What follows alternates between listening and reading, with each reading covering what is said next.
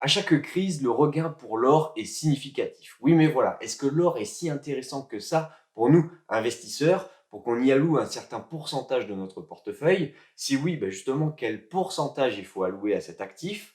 Est-ce qu'il faut investir plutôt en or physique avec les pièces ou les lingots par exemple, ou alors est-ce qu'il faut se diriger vers l'or papier avec les ETC et les ETF? Si vous ne savez pas de quoi je parle, eh bien vous êtes au bon endroit. Alors c'est parti pour cette vidéo.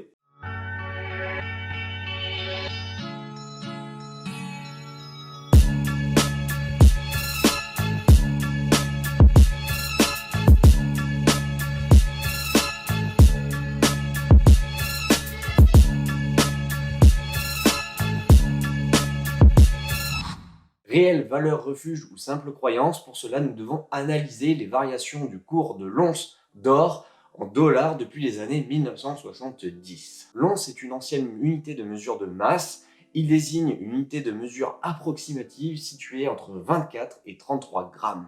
L'once troy ou tro, je ne sais pas comment on le prononce, en revanche est une unité de mesure normalisée de 31,10 grammes. C'est cette dernière qui est cotée sur les marchés de l'or et qui fait office de référence dans le domaine. À la vue de ce graphique, plusieurs constats s'imposent. L'or peut connaître des périodes de volatilité importantes, comme c'est le cas au cours des 2 dernières décennies. Cette volatilité s'exprime à la hausse, mais également à la baisse. L'or n'offre donc pas une garantie sur le capital investi. Deuxième chose que l'on peut constater, l'or peut connaître de longues périodes de stagnation, voire de baisse, comme on peut le voir entre le début des années 1980 et le début des années 2000. Pendant cette dévalorisation, l'inflation poursuit son chemin et représente une hausse de près de 150%. L'or s'est malgré tout rattrapé sur les 2 décennies suivantes avec une valorisation multipliée par 5, tandis que l'inflation n'a été que de 33%. Au-delà de ces 2 constats qui viennent un petit peu ébranler la notion de valeur refuge de l'or pour se protéger de l'inflation, nous pouvons aussi noter que l'or présente 4 inconvénients majeurs. Le premier, bien que la valeur de l'or soit croissante à l'échelle du siècle, le métal précieux offre une couverture aléatoire contre l'inflation à l'échelle d'une vie d'épargne. On parle de 50 années environ. L'or présente également des épisodes de volatilité forte. Je vous l'ai dit, on a des hausses, mais surtout des baisses. Le risque de perte en capital est important, donc à voir vraiment comme un investissement long terme pour lisser cette volatilité au même titre que les autres investissements en bourse et immobilier, je vous le dis tout le temps. Troisième constat et inconvénient, l'or ne génère pas de revenus passifs sur la période d'investissement. Contrairement aux investissements productifs comme les actions qui versent des dividendes, l'immobilier qui verse des loyers ou les obligations qui versent des coupons, et bien là, avec l'or, vous n'avez rien. Donc il faut patienter jusqu'à la revente pour matérialiser éventuellement une possible plus-value. Quatrième point d'inconvénient, l'or peut même être un centre de coût durant sa période de détention. En effet, vous avez tout ce qui est frais de stockage de l'or physique et frais de gestion pour l'or papier. Bon, avec ces différents constats, cela semble mal barré pour l'or, mais malgré tout, forcément, si on fait une vidéo sur le sujet et si l'or passionne depuis des années et des années, eh bien c'est que l'or a quand même certains avantages. Première qualité, l'or est un métal précieux, rare et limité. On ne peut pas en imprimer comme l'euro ou toute autre monnaie fiduciaire que l'on connaît quand il n'y en a plus. En effet, la quantité totale d'or disponible sur Terre est estimée entre 1 et 2 millions de tonnes. À cette heure, environ 200 000 tonnes d'or ont été extraites de la Terre. Alors rassurez-vous, à l'échelle mondiale, cela reste très faible. Deuxième qualité, l'or est une valeur refuge pour les États. Ultime monnaie de confiance même. En effet, l'État français détient 2400 tonnes d'or dans le 8e sous-sol de la salle souterraine du siège de la Banque de France à Paris. Il s'agit là de la 4e réserve du monde, après les États-Unis, 8100 tonnes, l'Allemagne et l'Italie. L'or est l'ultime monnaie de confiance depuis des siècles. Je vous ai donné l'endroit, je vous ai donné la quantité. Si vous voulez aller voir et vérifier et peut-être en prendre un petit peu, partagez avec les copains de MPM Investissement. Troisième qualité, l'or est un métal infalsifiable.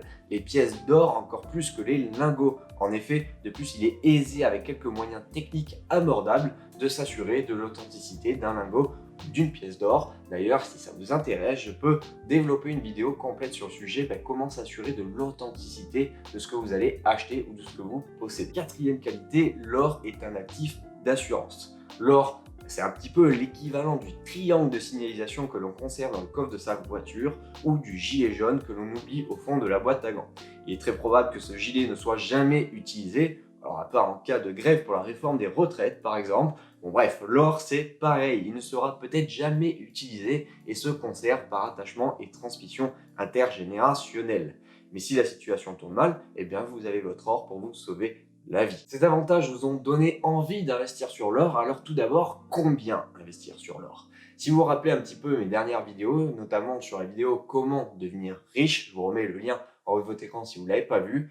Personnellement, je préfère allouer un pourcentage maximum sur les actifs un petit peu dits exotiques, donc ça comprend pour moi l'or, mais aussi les crypto-monnaies, à hauteur de 10% de mon portefeuille. Donc moi, personnellement, j'ai pris la décision d'allouer 5% pour l'or, 5% pour les crypto-monnaies par exemple, mais vous pouvez tout à fait faire varier cet actif de 5 à 10% comme vous le souhaitez, en fonction de vos envies, si vous préférez investir sur l'or, si vous préférez investir sur les crypto-monnaies, ou du coup, si vous ne souhaitez pas du tout investir, c'est toujours possible. Combien investir, mais surtout comment? Et bien là, on va avoir deux possibilités. L'or physique, avec l'or vraiment palpable, les pièces de monnaie, les lingots, mais vous avez aussi l'or un petit peu papier, qui est moins palpable, puisque c'est essentiellement en bourse. Alors, dans l'imaginaire collectif, on se rappelle tous de l'oncle Picsou qui détient un petit peu toutes ces pièces d'or. On a également depuis, je sais pas, même l'époque des Vikings où ils se battent à chaque fois pour l'or. On a à chaque fois cet attrait pour les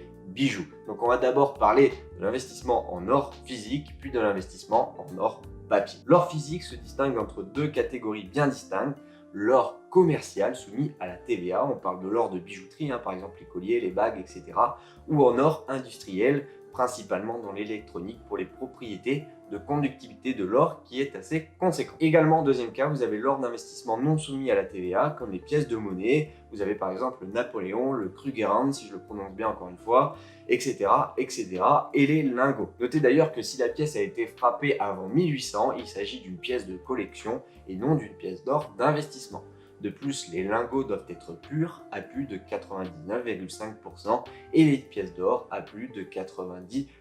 Donc faites bien attention lorsque vous achetez tout ça. Investir en pièces d'or ou en lingots d'or, ça peut être une question que vous pouvez vous poser. Alors dans l'imaginaire collectif, on aime bien voir un petit peu tous ces lingots d'or, notamment dans les films, vous le savez, il y a à chaque fois ces lingots qui sont très prisés, très cambriolés du coup, mais il faut savoir que la pièce d'or a plusieurs avantages. En effet, elle est plus légère, 6 grammes environ, et du coup elle est plus facilement vendable. On peut vendre une pièce au lieu de vendre par exemple un lingot qui lui va faire 1 kg. C'est également plus stockable, plus facile à stocker, peut-être moins cher également, donc ça on le verra un petit peu plus tard. Mais voilà, vous pouvez les vendre une par une et vous pouvez du coup avoir plus d'acheteurs potentiels qu'un lingot qui fait 1 kg, qui est plus cher, plus conséquent et qui du coup va falloir trouver le bon acheteur en face. Malgré tout, pour ceux qui aiment les lingots, sachez qu'il existe maintenant des lingotins de 50 grammes, mais aussi de 1 gramme. Au niveau de la pureté maintenant, la valeur d'un lingot ou d'une pièce d'or dépend de son poids, mais aussi de la pureté exprimée en millièmes. Les lingots d'or sont très purs, à au moins 99,95%, soit 995 millièmes, alors que les pièces sont généralement pures à hauteur de 90%, soit 900 millièmes. Pourquoi cette différence? Les lingots ne circulent pas, donc peuvent être purs en or. Mais l'or est un métal trop mou pour des pièces de monnaie en circulation, donc les pièces d'or sont en réalité mélangées avec environ 10% de cuivre et d'argent pour améliorer leur solidité et ne pas perdre en valeur dû à des chocs, etc. Les bonnes boutiques et les bons sites proposent un vaste choix de pièces d'or. On distingue 3 catégories de pièces d'or. Les pièces anciennes qui ont réellement circulé, par exemple le Napoléon, attention du coup à l'état de ces pièces pour les valeurs. Et on distingue également les refrappes, ce sont des pièces refrappées de nos jours à l'imitation des pièces anciennes. On distingue également une dernière classe, les modernes comme le Krugerrand. On peut les trouver en or pur et avec un poids exprimé en onces. En pratique, le Napoléon est un peu notre vedette locale, donc facilement revendable, mais c'est une pièce peu connue hors de France. Alors attention, par exemple, en Suisse, on préfère les vins francs suisses. En Allemagne, ce sera le vin Reichsmark. Au Canada, le Maple Leaf. Et aux États-Unis, le 20 $ US. Avec l'aigle et la citation In God we trust et non In Gold we trust. Hors de nos frontières, le Krugerrand sera une valeur sûre et mieux revendable que le Napoléon. Donc, réfléchissez bien à ce que vous voulez en faire. Est-ce que c'est juste un investissement en France? Est-ce que vous avez dans l'idée peut-être d'investir, mais aussi de changer de pays? faites très attention, ça peut tout changer. Ok, donc maintenant on parle d'une notion importante, la prime. Qu'est-ce que la prime pour un lingot ou une pièce d'or? Eh bien c'est tout simplement la différence entre la valeur intrinsèque de la pièce ou du lingot, donc c'est en fonction de son poids, de sa pureté, mais aussi par exemple du cours de l'or, et donc cette différence entre la valeur intrinsèque et la valeur de vente. Cette marge prime tient compte de plusieurs paramètres. La loi de l'offre et la demande, c'est-à-dire que la prime augmente si la pièce est très recherchée et qu'il y a plus de demandes que d'offres, typique en période de crise par exemple. Vous avez également la fabrication. Généralement, des petites pièces ont une prime plus importante car elles sont plus compliquées à fabriquer que les grosses pièces. Troisièmement, l'état de la pièce. Si l'état est parfait, la prime est plus élevée. Concrètement, si un Napoléon contient 300 € d'or et qu'il est vendu à 330 €, la prime est de 10%. Sachez que si la prime d'une pièce est supérieure à 80% de sa valeur intrinsèque, il s'agit soit d'une pièce de collection ou soit d'une arnaque. Généralement, donc, pour investir en or, on va privilégier les pièces qui sont réputées, même en dehors de nos frontières, avec des primes raisonnables.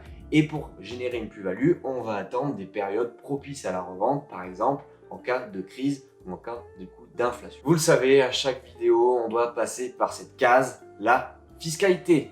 Alors à l'achat, sachez qu'il n'y a pas d'application de TVA, mais à la revente, la fiscalité dépend justement de ce type de revente que vous effectuez. Cas numéro 1, vous avez une facture nominative datée et votre or est traçable, sachet numéroté scellé ou lingot numéroté par exemple.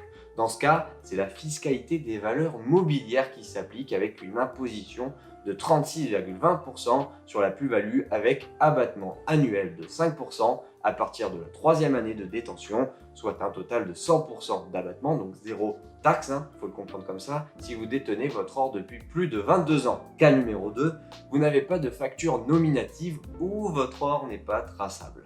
L'imposition est lourde, imposition de 11,5% du montant de la vente et non sur le montant de la plus-value, donc là, ça change tout. Donc même en cas de moins-value, vous serez imposé et là, c'est beaucoup moins intéressant. En conclusion, l'or présente des avantages mais aussi des inconvénients.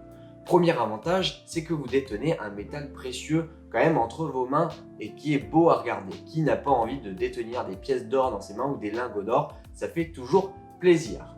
Deuxième avantage, c'est que c'est facile d'acheter sur des sites spécialisés. Il y a très peu de connaissances à avoir, mis à part peut-être la prime qu'on a évoquée précédemment. Troisième avantage, c'est qu'en cas de crise mondiale, par exemple où on n'a plus accès à Internet, plus accès à votre portefeuille boursier, et bien vous avez toujours ce métal qui est là, qui est disponible, que vous pouvez échanger et donc vous pouvez continuer de vivre normalement. Quatrième avantage, c'est que selon la durée de détention, par exemple, si vous avez une détention longue, vous pouvez être exonéré de fiscalité sur les plus-values. Par contre, il faut bien avoir la notion de stockage avec des sachets scellés par exemple, et également la numérotation pour les lingots, et également les factures à avoir. Donc il va falloir être rigoureux à ce niveau-là. Ça nous amène notamment à l'inconvénient un petit peu sur l'or, c'est qu'il faut être rigoureux. Soit vous faites des trous partout dans le jardin pour stocker vos pièces d'or et les lingots, soit vous les stockez chez vous, au risque que vous ayez les cambriolages, etc. Ou alors vous les stockez dans des trucs spécialisés. Sachez qu'il va falloir compter à peu près 50 € par an de frais de stockage. Donc il faut que votre or superforme les coûts de stockage, mais aussi l'inflation. Donc il va falloir prendre tout ça en compte dans votre calcul. Alors je vous en ai parlé, il existe de nombreux sites spécialisés dans l'achat d'or. Mais alors, où vraiment acheter notre or?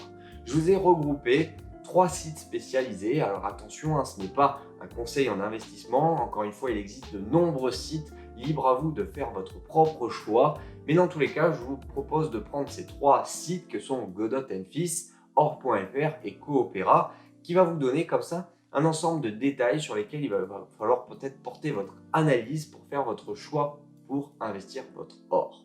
Alors c'est parti, si on prend ces 3 sociétés, le but n'est pas de refaire tout le tableau, je vous laisserai mettre pause et voir un petit peu ce que vous pouvez voir, mais vous pouvez voir justement qu'en fonction des sites, il va falloir voir les produits qu'ils proposent, les commissions d'achat, les commissions de vente, les stockages sécurisés, le type de coffre, l'accès au coffre, le retrait au coffre si c'est possible, le type de propriété, la localisation, mais on va aussi avoir les sociétés de stockage qui sont sous-jacentes, les tarifs appliqués, voir s'il y a la livraison, hein, ça c'est intéressant de voir s'il faut se déplacer vraiment dans le magasin physique ou si on va pouvoir avoir notre or directement livré chez nous, les délais de livraison du coup, les prestations de livraison, est-ce que vous avez confiance en ce transporteur et les tarifs de livraison bien sûr. Alors si les inconvénients de l'investissement en or physique sont trop importants pour vous, vous pouvez tout à fait investir dans l'or papier. En effet, plusieurs solutions s'offrent à vous, notamment le premier, il y a l'investissement sous forme de trackers. Les trackers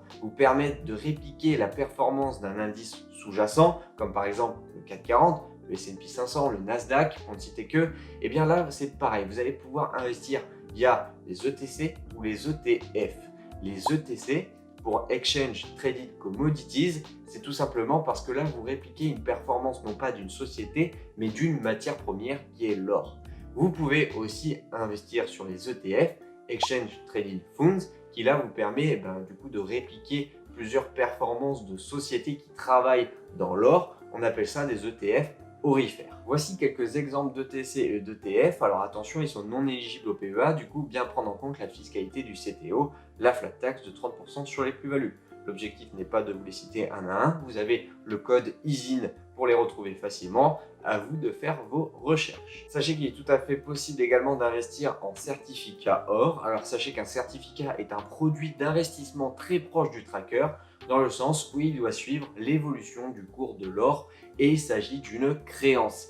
Également disponible sur le CTO, nous pouvons citer entre autres le certificat 100% or, je vous remets le code ISIN. Troisième et dernière possibilité pour investir dans l'or papier, ça va être les contrats d'assurance vie. En effet, vous êtes peut-être déjà en train d'investir sans le savoir dans l'or papier.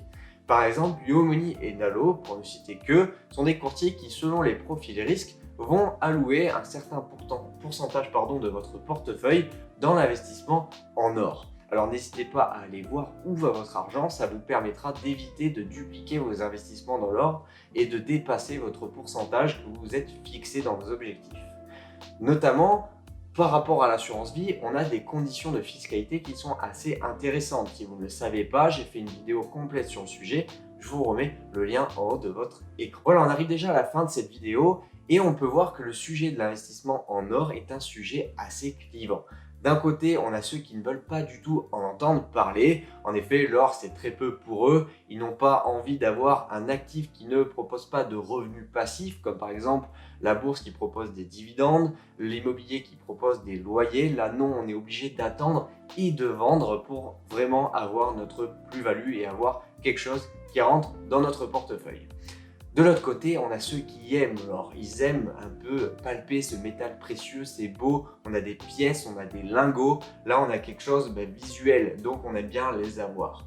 De mon côté, je ne suis pas partisan d'avoir de l'or physique chez moi. J'investis via l'or papier. En effet, je préfère investir via un ETF orifère qui va me permettre d'avoir le double avantage d'un, justement, j'ai cette exposition à l'or et deux, j'ai cette diversification. Vous le savez, moi je suis vraiment partisan de la diversification parce que j'ai un ETF qui va regrouper plusieurs sociétés au niveau mondial même et qui va justement me permettre d'avoir cette sécurité si une société fait faillite, si l'or fait faillite ou je ne sais pas, l'or fait faillite c'est une façon de parler, mais si l'or prend une chute, moi je suis peut-être moins exposé parce que j'investis dans les sociétés et dans plusieurs sociétés elles-mêmes.